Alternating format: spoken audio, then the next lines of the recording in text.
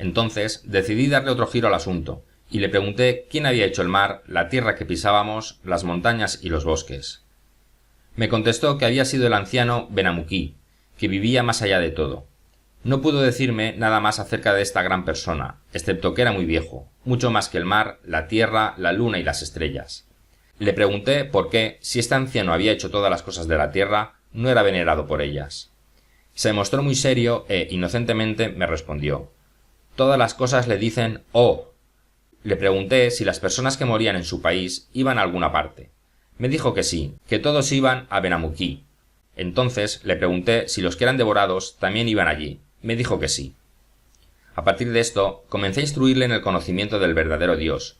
Le dije, apuntando hacia el cielo, que el Creador de todas las cosas vivía allí arriba, que Él gobierna el mundo con el mismo poder y la providencia con lo que lo había creado, que era omnipotente y podía hacerlo todo, dárnoslo todo y quitárnoslo todo.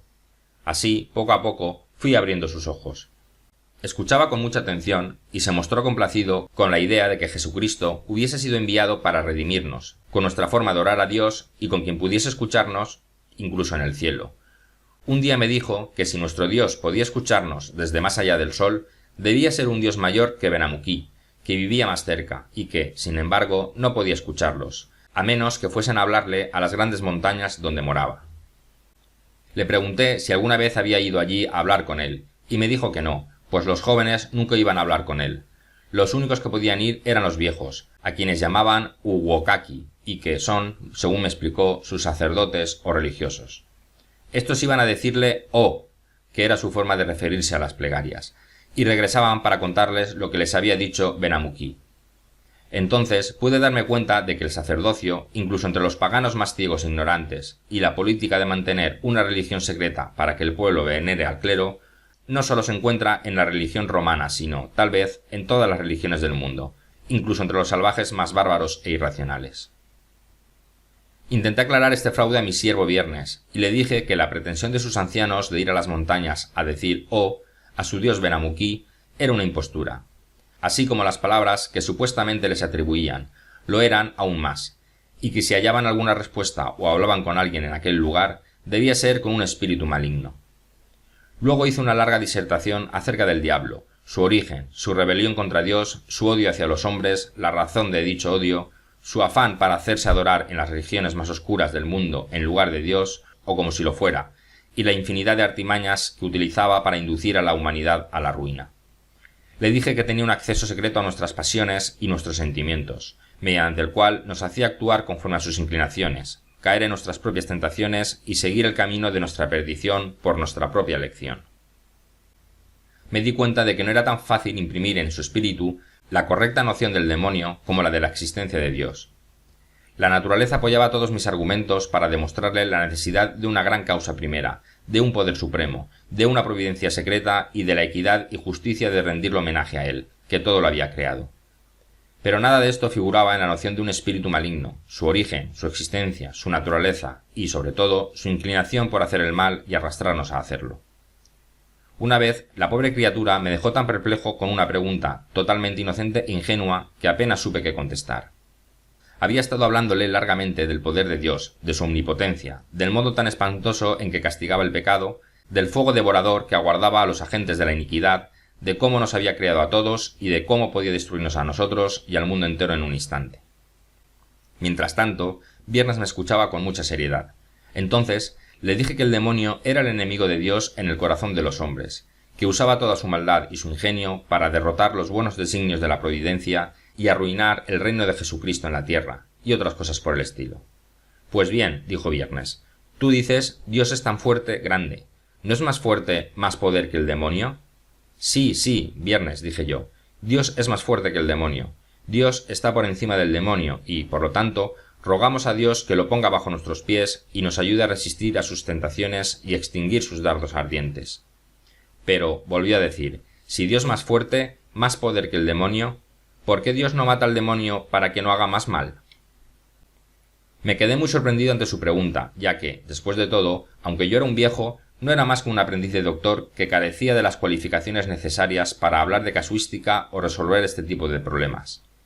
Al principio no supe qué decirle, de modo que fingí no haberle escuchado y le pregunté qué había dicho, pero él estaba demasiado ansioso para escuchar una respuesta como para olvidar su pregunta.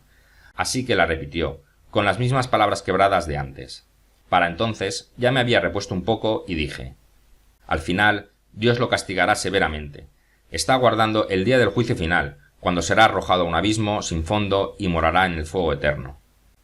Viernes no quedó conforme con esta respuesta y, repitiendo mis palabras, me contestó: aguardando final, mí no entiende. ¿Por qué no matar al demonio ahora? ¿Por qué no gran antes? Podrías preguntarme también, le respondí, ¿por qué Dios no nos mata a ti y a mí cuando hacemos cosas que le ofenden? Nos protege para que nos arrepintamos y seamos perdonados. Se quedó pensativo un rato. Bien, bien, me dijo muy afectuosamente. Muy bien, así tú, yo, demonio, todos malos, todos protegidos. Arrepentir, Dios perdona a todos. Nuevamente me quedé muy sorprendido y esto fue para mí un testimonio de cómo las simples nociones de la naturaleza, si bien dirigen a los seres responsables hacia el conocimiento de Dios y, por consiguiente, al culto u homenaje de ese ser supremo que es Dios, sólo una divina revelación puede darnos el conocimiento de Jesucristo y de la redención que obtuvo para nosotros, de un mediador, de un nuevo pacto y de un intercesor ante el trono de Dios. Es decir, sólo una revelación del cielo puede imprimir estas nociones en el alma y, por consiguiente, el Evangelio de nuestro Señor y Salvador Jesucristo, quiero decir, la palabra de Dios y el Espíritu de Dios, prometido a su pueblo para guiarlo y santificarlo, son absolutamente indispensables para instruir las almas de los hombres en el conocimiento salvador de Dios y los medios para obtener la salvación. Por tanto, interrumpí el diálogo que sostenía con mi siervo y me puse en pie a toda prisa, como si, súbitamente, tuviese que salir. Lo mandé ir muy lejos con cualquier pretexto y le rogué fervientemente a Dios que me hiciera capaz de instruir a este pobre salvaje en el camino de la salvación y guiar su corazón, a fin de que recibiese la luz del conocimiento de Cristo y se reconciliara con él. Le rogué que me hiciera un instrumento de su palabra para que pudiera convencerlo, abrir sus ojos y salvar su alma. Cuando regresó, le di un largo discurso acerca del tema de la redención del hombre por el Salvador del mundo y de la doctrina del Evangelio, predicada desde el cielo, es decir, del arrepentimiento hacia Dios y de la fe en nuestro bendito Señor Jesucristo.